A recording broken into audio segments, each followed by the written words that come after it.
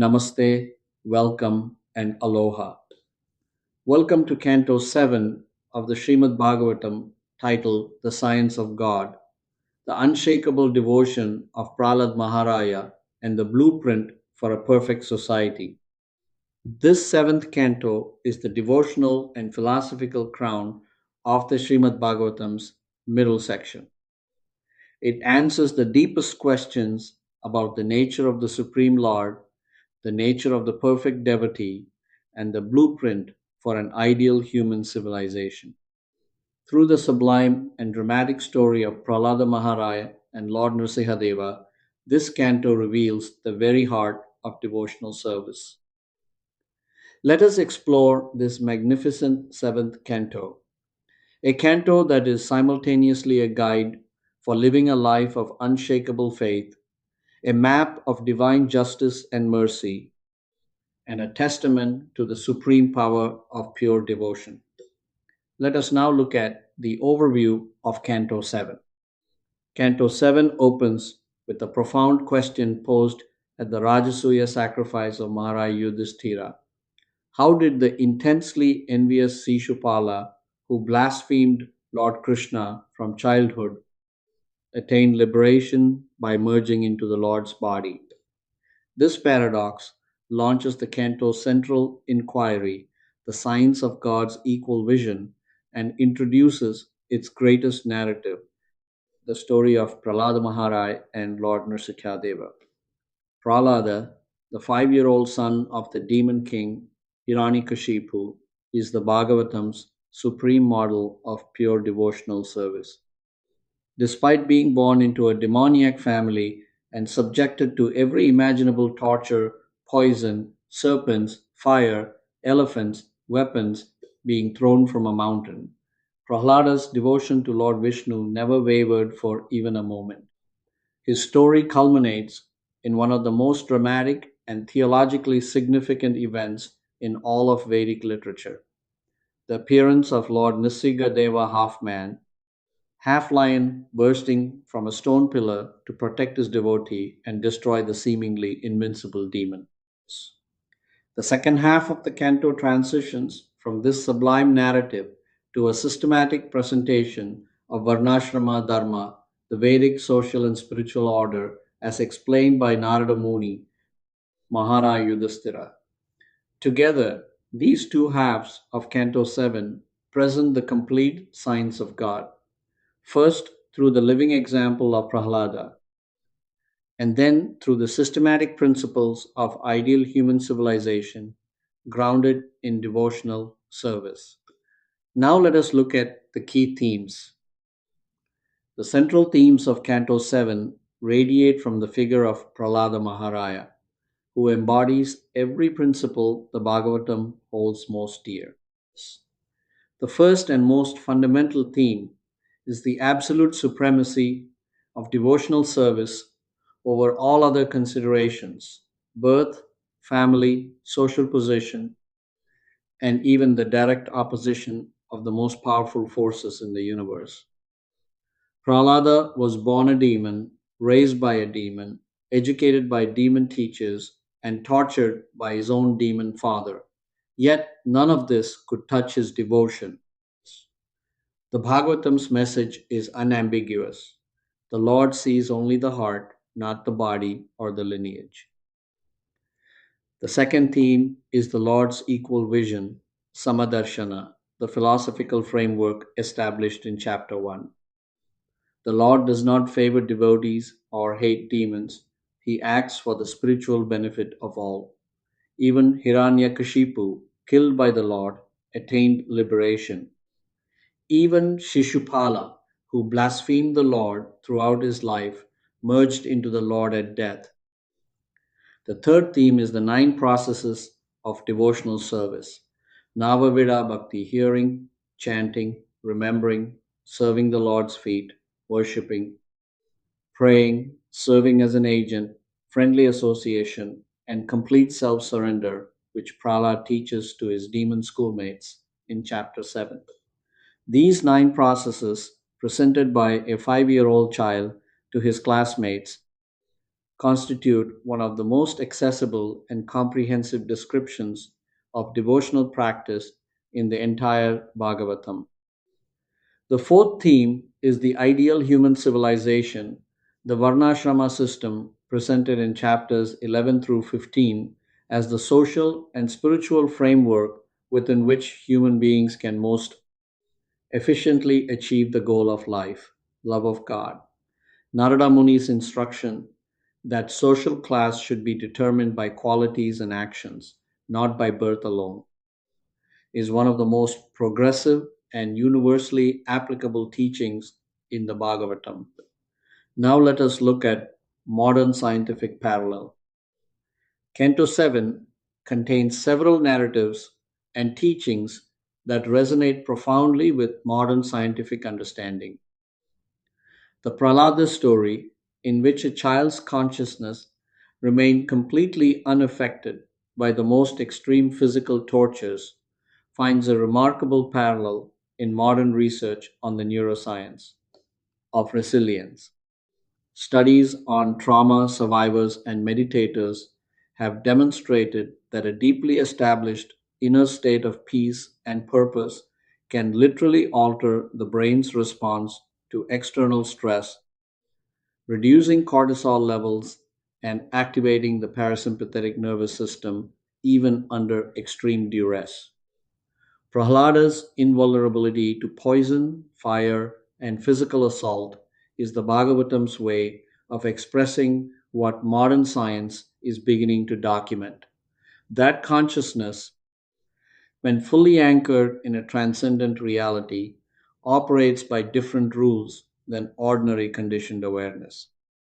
The appearance of Lord Nrsimhadeva from a stone pillar in a form that was neither fully human nor fully animal, appearing at a time that was neither day nor night, in a place that was neither inside nor outside, is a precise demonstration of the Vedic understanding that the Supreme Lord transcends all material categories and dualities. This resonates with quantum physics' discovery that at the subatomic level, matter does not obey the either or logic of classical physics. A particle can be in two states simultaneously, and observation itself affects reality. The Lord's appearance in a form that defies all binary categories is the ancient Vedic expression of what physicists call quantum superposition. Prahlada's teaching of the nine processes of devotional service finds a parallel in modern positive psychology's research on the nine components of psychological well being: purpose, engagement, relationships, accomplishment, positive emotion, and others, which together create what researchers call flourishing. The Varnashrama system's emphasis on matching individuals to roles based on their natural qualities, guna, and actions, karma, rather than birth alone, anticipates modern organizational psychology's understanding that optimal human performance requires alignment between individual strengths and social function. Now let us look at some practical application. Canto 7 offers extraordinarily practical guidance for modern life, beginning with Prahlada's example of devotion under pressure. In a world where spiritual practice is constantly challenged by the demands of work, family, social media, and material ambition. Prahlad's story teaches that devotion is not a luxury for favorable circumstances. It is the very foundation that makes all circumstances bearable. If a 5-year-old child could maintain unbroken devotion while being subjected to every conceivable torture, then surely we can maintain our spiritual practice amid the comparatively mild pressures of modern life. The nine processes of devotional service, Navavidha Bhakti, that Prahlad teaches in chapter 7, provide a complete and practical spiritual curriculum for daily life. Hearing about the Lord Shravana through reading the Bhagavatam, listening to lectures, attending Kirtan is the foundation. Chanting his names Kirtana, is the most powerful practice for this age. Remembering him, Smarana, transforms every moment of the day into meditation. The remaining six processes, serving his feet, worshipping, praying, serving as his agent, friendly association, and complete self surrender together constitute a comprehensive path that can be adapted to any lifestyle, any culture, and any level of spiritual development. Prahlada's instruction to his demon schoolmates: begin your spiritual practice now, in childhood, before the body becomes too entangled in material habits, is one of the most urgent practical teachings in the entire Bhagavatam. The Varnashrama teachings of chapters 11-15 offer a practical framework for organizing family and social life around spiritual values. The principle that every member of society has a specific duty, swadharma, aligned with their nature, and that fulfilling this duty in a spirit of devotion to the Lord is itself a form of worship, transforms the most mundane activities, work, family life, education, governance, into acts of spiritual significance. Now let us look at how this helps for young people. Canto 7 was written for young people. Its hero is a 5-year-old child. Prahlāda Maharaya was not a renounced monk, not a learned scholar, not an experienced meditator. He was a kindergarten student who loved God with his whole heart, and that love proved stronger than every weapon, every poison, every fire, and every army his father could deploy against him. For young people who feel that spiritual life is something for the old, or that their current circumstances are too difficult for genuine practice, Prahlad's story is a direct and powerful answer. The best time to develop devotion is now, in youth, before the mind becomes too conditioned by material habits. Prahlada himself says this explicitly in chapter 7. One who is serious about his spiritual life should begin practicing devotional service from the very beginning of life, in childhood, before the body becomes too attached to material pleasures. The story also speaks to young people who feel caught between their family's values and their own spiritual calling. Prahlada's father was the most powerful being in the universe, and Prahlada respectfully but absolutely refused to abandon his devotion.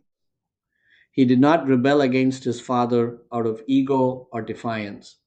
He simply could not give up his love for the Lord.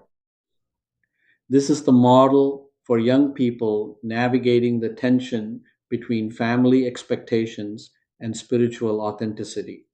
Maintain love and respect for family, but never compromise your relationship with the divine. And Lord Nrsimhadeva's appearance to protect Prahlad carries a message that speaks directly to young hearts. When you are genuinely devoted to the Lord, He will personally protect you, not through some abstract cosmic mechanism, but personally, dramatically, and completely. Now let us look at how this helps for the older generation. For the older generation, Canto 7 offers the most comprehensive vision of what a spiritually grounded life looks like in its fullness. The canto's second half, chapters 11 through 15, is addressed specifically to Mahara Yudhishthira, a mature king who has already lived a full life of duty, war, loss, and governance, and who now seeks to understand the deeper principles of righteous civilization. Narada Muni's teachings on Varnashrama Dharma are not abstract philosophy. They are a practical guide for how to organize the final chapters of one's life in alignment with one's deepest nature and highest purpose. The teaching that one's social role should be determined by qualities and actions rather than birth alone offers the older generation a liberating perspective.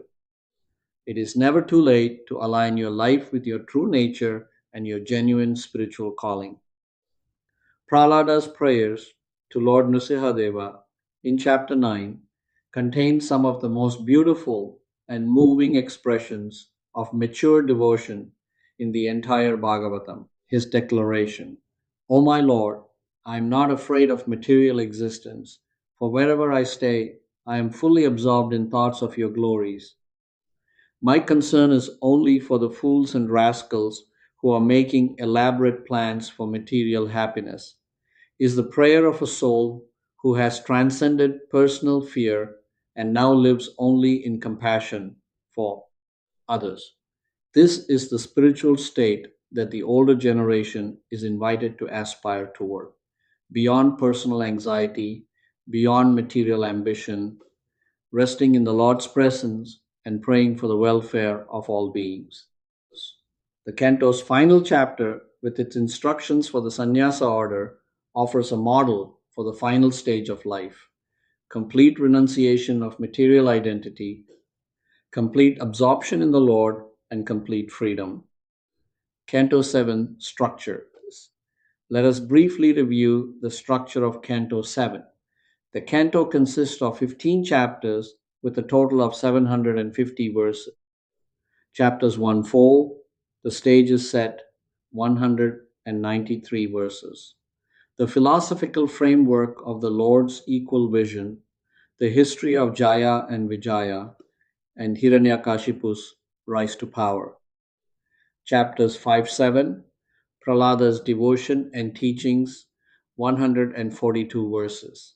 Prahlāda's unwavering devotion despite torture, and his profound instructions on the 9 processes of devotional service to his demon schoolmates. Chapters 8-10, Lord Nrsimhadeva's appearance, 181 verses. The dramatic appearance of Lord Nrsimhadeva from a pillar, the slaying of Hiranyakashipu, and Prahlād's beautiful prayers to pacify the Lord. Chapters 11-15, The Blueprint for Ideal Society, 234 verse. Narada Muni's detailed explanation of Varnashrama Dharma, the duties of the 4 social and 4 spiritual orders, and the characteristics of a perfect person. Each chapter is a treasure, each verse is a jewel. Canto 7 of the Srimad Bhagavatam is titled The Science of God, and it reveals that science not as a dry intellectual formula, but as a living, breathing reality embodied in the perfect devotee, Prahlāda Maharaya. It is a message of radical faith, profound philosophy, and timeless wisdom. Thank you, Namaste, and Mahalo for joining me in this exploration of Canto 7, The Science of God.